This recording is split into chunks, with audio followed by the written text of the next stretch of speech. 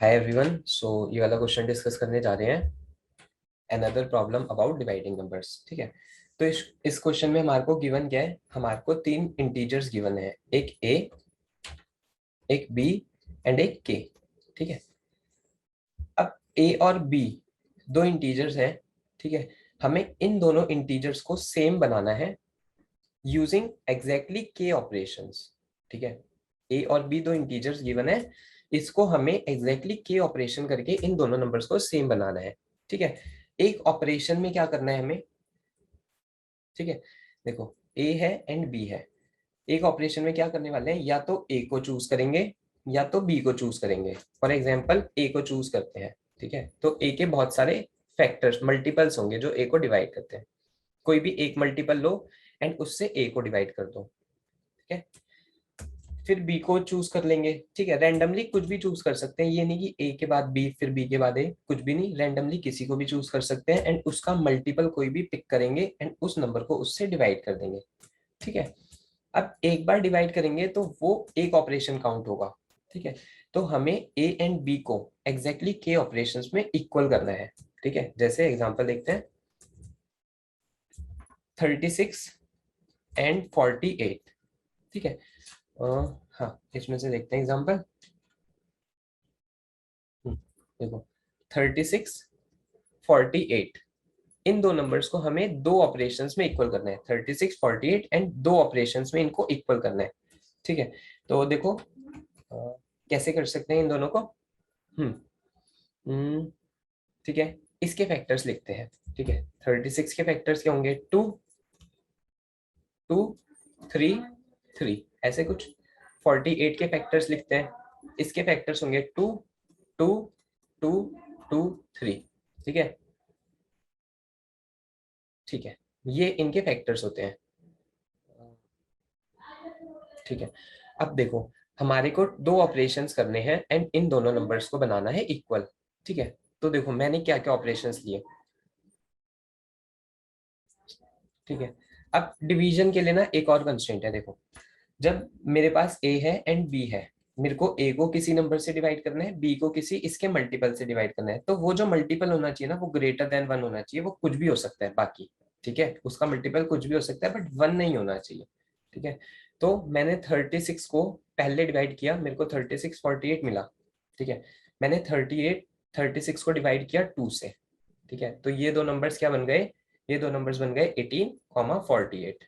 ठीक है, इसके बाद नेक्स्ट स्टेप में मैंने क्या किया, मैंने 18 को डिवाइड किससे किया? 18 से। ग्रेटर देन 1 है। ठीक है, तो कर सकते हैं, ये बन गया 1 48।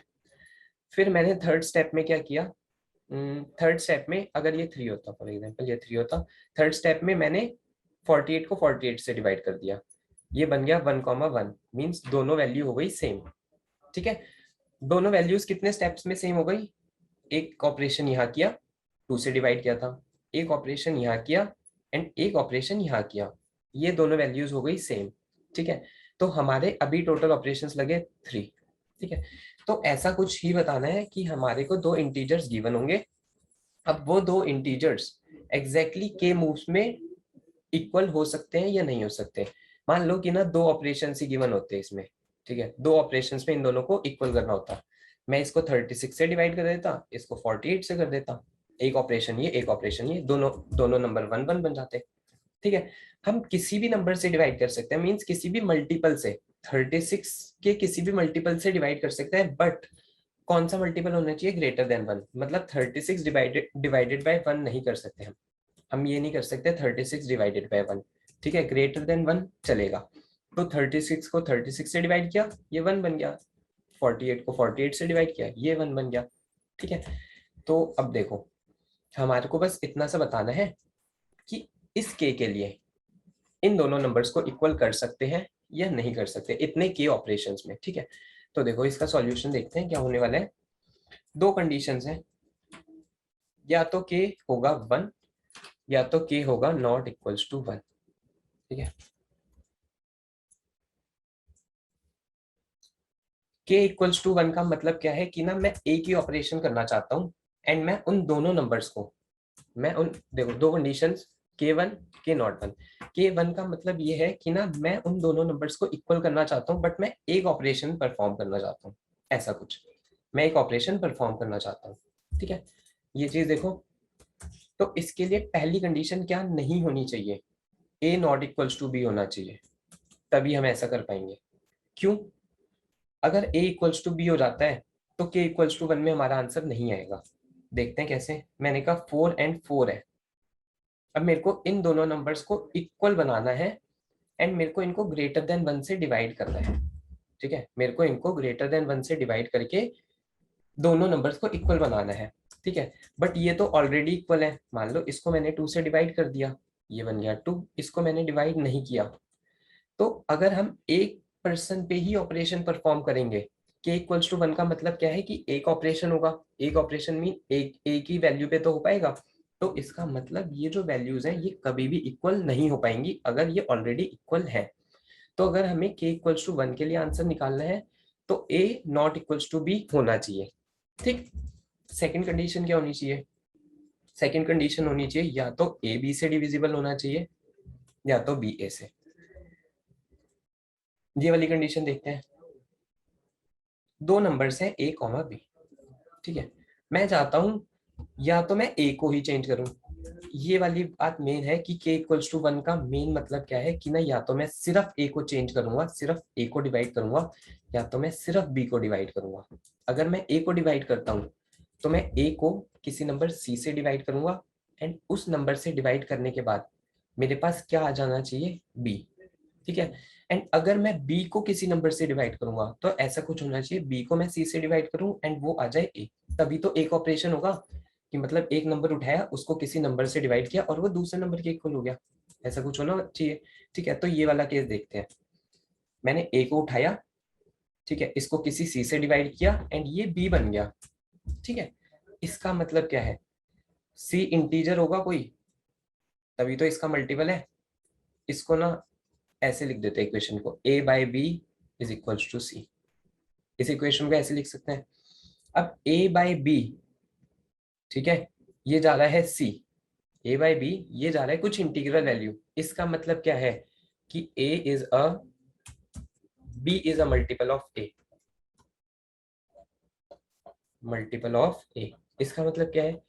4/2 यही 2 जाएगा, 8/4 ये 2 जाएगा, 8/2 ये 2 जाएगा। मींस ये नंबर इस नंबर को कंप्लीटली डिवाइड कर रहा है, तभी जाके ये नंबर इंटीग्रल आएगा।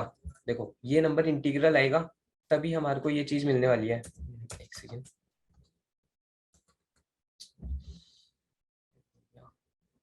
ठीक है, तो देखो दोबारा देखते हैं इसको। क्या कि मैंने कहा ये कंडीशंस सेटिस्फाई होनी चाहिए, या तो ये वाली या तो ये वाली। ठीक है, ये क्यों होनी चाहिए? मैं एक ऑपरेशन कर सकता हूँ, मेरे पास दो नंबर है ए कॉमा बी, मैं एक ऑपरेशन में इन दोनों नंबर को सेम करना चाहता हूँ। ठीक है, तो या तो मैं ए को ही किसी नंबर से डिवाइड करूंगा या तो बी को ही किसी नंबर से डिवाइड करूंगा। मान लो ए को डिवाइड कर रहा हूँ, मैंने ए को किसी सी से डिवाइड किया एंड वो बी के इक्वल हो गया, तभी तो ये दोनों बी कॉमा बी हो जाएंगे। ठीक है, मैंने ऐसा कुछ ऑपरेशन करा, ये बी के इक्वल हो गया। इसको रीअरेंज करेंगे तो ये आएगा a by B equals to C. C जो है वो इंटीग्रल वैल्यू है। ठीक है, एंड सी इंटीग्रल कब आएगा? जब a मॉड बी 0 होगा,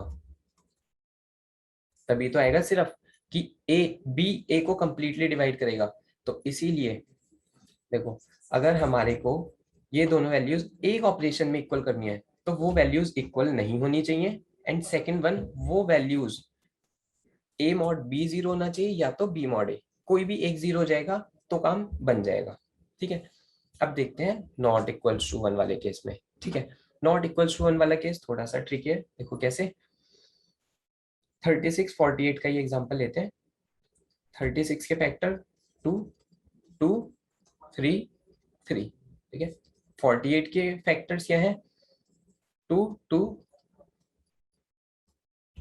ठीक है, ऐसा कुछ। अब मैंने कहा अगर k नॉट इक्वल्स टू 1 है, ठीक है, k नॉट इक्वल्स टू 1 है, तो जो मैक्सिमम, जैसे मैंने कहा k नॉट इक्वल्स टू 1 है ना, तो अगर मान लो इसका काउंट है p ध्यान से देखना, इसका काउंट है p, इसका काउंट है q, मतलब 1 2 3 4 ये फैक्टर्स के काउंट है, ठीक है। इसके फैक्टर्स के काउंट है p, इसके फैक्टर्स के काउंट है q। तो मैंने कहा अगर मेरा k लेस देन और इक्वल्स टू है p प्लस q, तब तो आंसर ट्रू है, एल्स आंसर फॉल्स है। ये कंडीशन देखते हैं।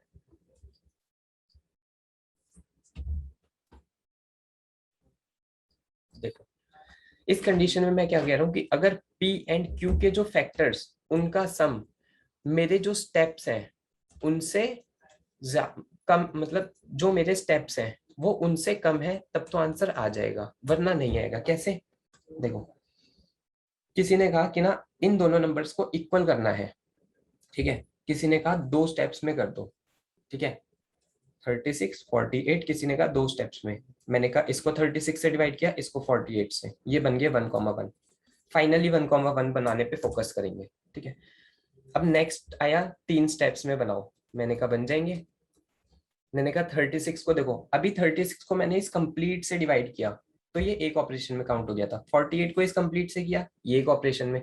बट मेरे को अब 3 ऑपरेशन बनाने हैं, तो मैं इसको कंप्लीट से डिवाइड ना करके मैं इसको 2 बार डिवाइड करूंगा, एक बार इससे एक बार इससे। आंसर तो सेम ही बनाना है, एक बार इससे। 36 को किससे डिवाइड किया? पहले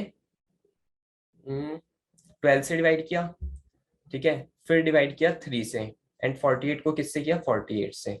फाइनली 1,1 आया, आया 1,1। बट मैंने इसके फैक्टर स्प्लिट कर दिए कि मैं इसको एक बार 36 से नहीं डिवाइड करूंगा, मैं इसको 12 एंड 3 से डिवाइड करूंगा, ठीक है। तो मैक्स टू मैक्स मैं कितना कर सकता हूँ? मैक्स टू मैक्स इतना ही तो कर पाऊंगा कि मैं इसको ऐसे करके डिवाइड कर दूं, ठीक है। सारे कॉम्बिनेशन 2 से लेकर 9 तक, मैं अगर कोई मेरे को कहेगा कि ना 9 ऑपरेशंस में इसको सेम कर दो, 36 48 को 9 ऑपरेशंस करो, सेम कर दो। मैं पहले 36 को 2 से डिवाइड करूंगा, फिर 2 से, फिर 3 से, फिर 3 से, फिर 48 को 2 से, 2 से, 2 से, 2 से, 3 से, एंड फाइनली ये क्या बन जाएंगे? 1,1 मीन्स एट मैक्स 9 ऑपरेशन। अब देखो, 9 ऑपरेशन के बाद ना ये 1,1 बन जाएंगे, ठीक है।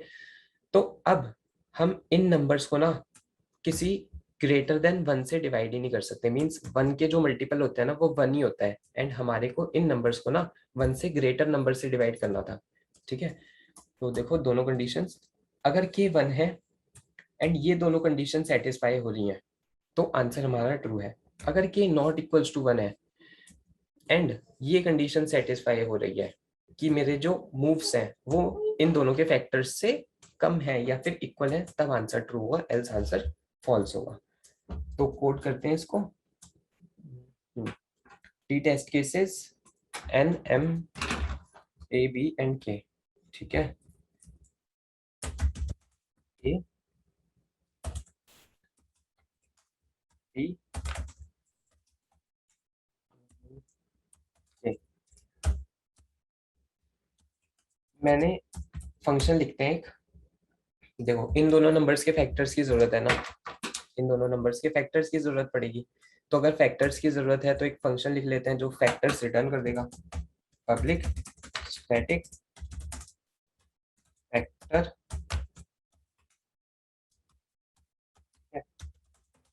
आंसर इक्वल्स टू 0, रिटर्न कर देगा आंसर, ठीक है।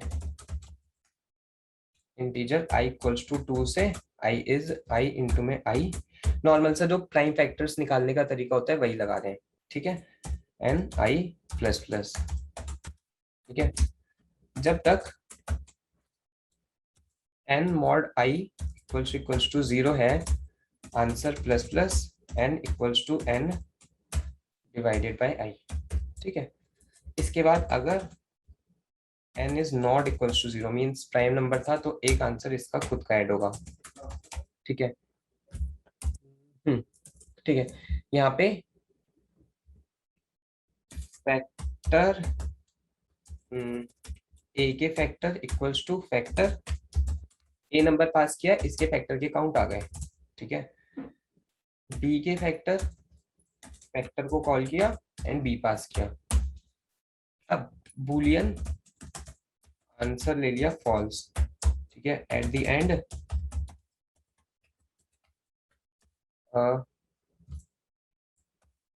ठीक है, वरना इसको डायरेक्टली ही प्रिंट कर देंगे। ठीक है, तो हम्म, हम्म, ठीक है, फॉल्स ले लेते हैं। ठीक है, ठीक है, देखो, सबसे पहली कंडीशन क्या बताई थी कि मेरे पास K1 है। K1 है, तो दूसरी कंडीशन क्या होनी चाहिए, हमारा A not equals to B होना चाहिए। एंड देन थर्ड कंडीशन क्या होनी चाहिए कि या तो A mod B equals zero या फिर B mod equals to zero हो।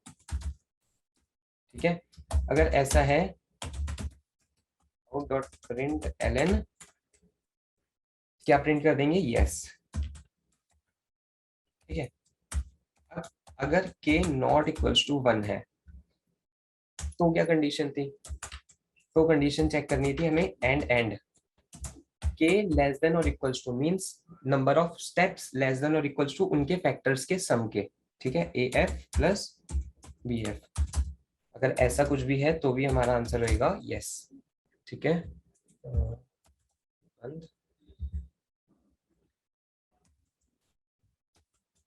एल्स अगर हम फाइनली आते हैं यहाँ पे, यहाँ से कर देंगे रिटर्न, से कर देंगे रिटर्न, अगर यहाँ पे आते हैं मींस आंसर फॉल्स है। हाँ, ठीक है, ये वाला टेस्ट केस चलाते हैं एक बार।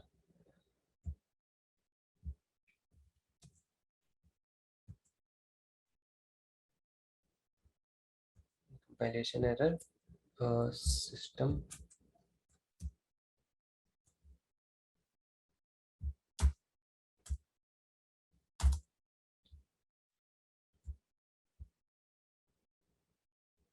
ठीक है, यस यस यस। ठीक है, एक बार सबमिट करके देखते हैं इसको।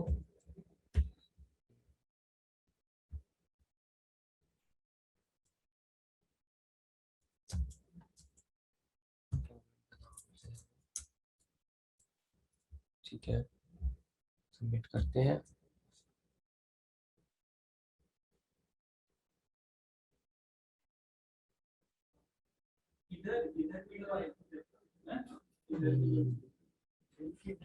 रॉन्ग आंसर, एक सेकंड चेक करता हूँ।